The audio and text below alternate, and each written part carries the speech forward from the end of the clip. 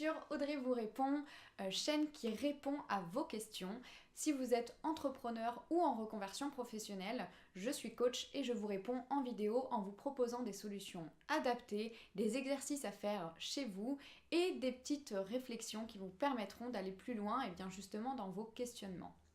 Donc aujourd'hui, on se retrouve pour une nouvelle vidéo. Aurélie m'a écrit sur le sujet de la pression de l'entourage, la peur du regard des autres quand on souhaite entreprendre. C'est un cas qui arrive extrêmement souvent, voire même automatiquement. Quand on souhaite entreprendre, quand on souhaite se reconvertir, on fait forcément face au jugement des autres et plus précisément au jugement de son entourage et qui, à nos yeux, ont quand même une importance capitale, puisque c'est des personnes qui nous connaissent, ou du moins on a cette sensation qu'ils nous connaissent, et donc que par amour pour nous, ils vont nous dire ce qui est le mieux pour nous-mêmes. Comme si en fait, à ce moment-là, nous on ne sait pas ce qui est bon pour nous.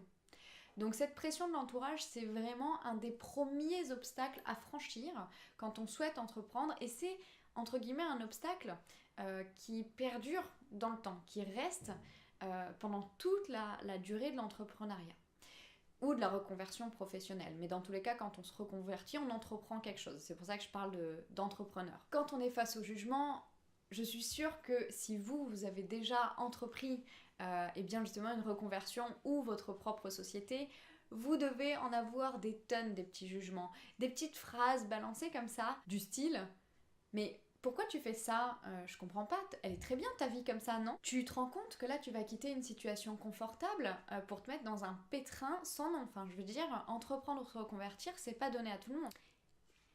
Et tes enfants, tu y as pensé à tes enfants? Qu'est-ce qu'ils vont devenir dans tout ça? Mais qu'est-ce que tu vas bien pouvoir faire en dehors de ce que tu sais faire? Tu sais, financièrement, ça va pas être facile. Les gens ne se rendent pas compte à quel point une toute petite phrase, une toute petite interrogation peut complètement venir chambouler votre vision de votre boîte ou même votre confiance en vous ou venir complètement déstabiliser une stratégie que vous avez mis en place. Enfin voilà, je peux vous en donner des tonnes. Celles-ci sont entre autres celles que j'ai souvent entendues dans mes coachings et même de manière personnelle quand j'ai décidé de me reconvertir et qui viennent vous faire émerger des interrogations, des remises en doute sur vous-même qui sont extrêmement désagréables. Donc je vais vous donner quelques astuces à travers cette vidéo pour y faire face, pour justement réussir à supporter toutes ces interrogations et sans pour autant se mettre à dos vos proches. Alors, mon premier conseil pour faire face à cette pression des gens qui vous entourent, c'est ne sois pas une éponge à peur. Je m'explique.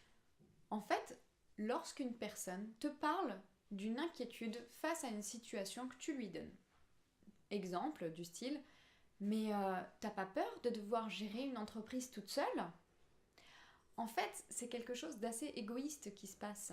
Ce n'est pas vraiment qu'elle pense à vous et qu'elle se projette dans votre capacité à le faire. C'est que à ce moment-là, la personne se met dans la même situation que vous, c'est-à-dire elle se dit « si moi je devais entreprendre demain, ma peur numéro 1 ce serait ça. Ce serait de ne pas pouvoir, d'avoir la sensation de ne pas être capable de gérer une entreprise de A à Z. » Et vu que pour elle, c'est sa peur numéro 1, c'est-à-dire que c'est vraiment la première chose qui lui est venue à l'esprit, elle se dit « par amour, je vais lui rappeler à quel point faire ça c'est terrifiant, parce que si elle n'y a pas pensé, il faut absolument que je lui dise à quel point c'est important d'y penser et à quel point il faut se remettre en question là-dessus. » Donc, elle va argumenter sur sa peur à elle. C'est pas la vôtre, c'est la sienne. Et donc, dans cet argumentaire, elle va tout faire pour vous convaincre que cette peur, il faut vraiment la prendre en compte et il faut vraiment en fait en avoir peur. C'est à ce moment-là que vous pouvez entendre ce que l'autre vous dit, mais ce n'est pas un conseil ou encore moins un jugement de vos capacités. C'est juste une projection de « si moi j'étais dans cette situation, qu'est-ce qui me terrifierait, qu'est-ce qui me ferait peur ?» Par contre, si vous, de votre côté, vous vous remettez en question et vous décidez d'accepter cette peur comme étant la vôtre, là, vous êtes une éponge à peur. C'est-à-dire que vous avez pris la peur de la personne et vous vous l'êtes appropriée en vous disant « oui, c'est vrai qu'au vu de tout ce qu'elle m'a exposé, c'est vrai que ça fait peur en fait. » Donc voilà un exemple d'être une éponge à peur. Et je suis sûre que vous avez des exemples dans vos vies où en fait quelqu'un vous a fait peur sur quelque chose qui à la base ne vous terrifiait pas tant que ça. Ça ne vous appartenait pas vraiment en fait, cette peur-là, mais une fois que la personne avait tellement argumenté sur le fait que c'était terrifiant, eh bien vous vous êtes dit, c'est vrai, elle n'a pas tort, maintenant que j'y pense, ça me fait flipper. Donc premier conseil, identifiez vos peurs à vous, parce que j'imagine bien que vous en avez, et ça c'est normal. Pour moi, quelqu'un qui fait un choix comme ça dans la vie et qui n'a pas peur, c'est qu'il y a quelque chose qui cloche. Une fois que vous avez identifié vos peurs, il est important de justement leur apporter une solution, de les regarder en face et d'aller voir un professionnel qui pourra vous aider à la résolution de ces peurs ou du moins à vous faire avancer. C'est le moment d'aller voir peut-être justement un coach professionnel ou un thérapeute si c'est peut-être des peurs plus liées à vos expériences, à votre enfance, à des peurs psychologiques. Peu importe le choix en fait de l'accompagnant, c'est bien de les prendre à bras le corps et d'y apporter une solution. Une fois que vous avez identifié vos peurs, toutes celles qui ne vous appartiennent pas, vous avez le droit de faire barrière, de dire oui, je comprends que ça ce soit quelque chose qui fait peur, mais moi j'y ai bien réfléchi, ça ne fait pas partie de mes peurs à moi. Mais oui, en effet, c'est quelque chose qui va être challengeant, par exemple de créer une société, c'est vrai.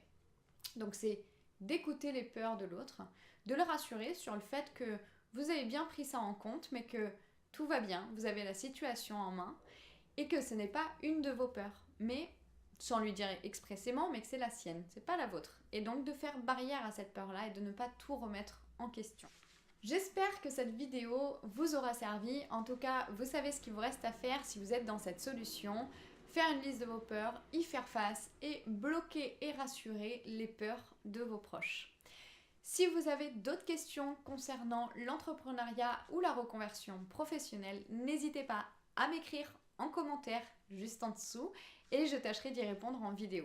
En tout cas, merci d'avoir regardé cette vidéo jusqu'à la fin et je vous dis à bientôt. Bye bye!